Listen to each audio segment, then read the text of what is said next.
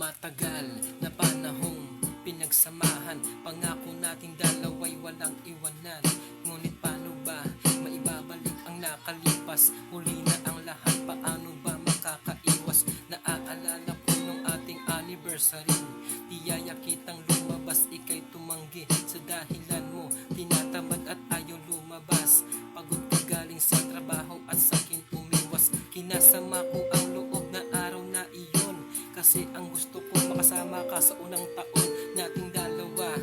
At pinilit kita, at kahit na pagod ka, pumayag ka na makasama. Hinihintay kita doon sa ating tagpuan. Palubog na ang araw, di ka pa nasisilayan. Naiinis ako kung bakit di ka pa nag-text. At kung tawagan makita, out of coverage. Di ko man lang inalala kung nasan ka na. At inisip ko pa na baka di ka pumunta.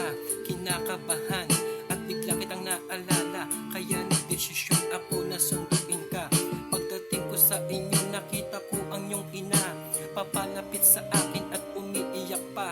Kasalanan ko kung bakit ka na disgrasya, kundi lang dahil sana sa akin buhay ka pa.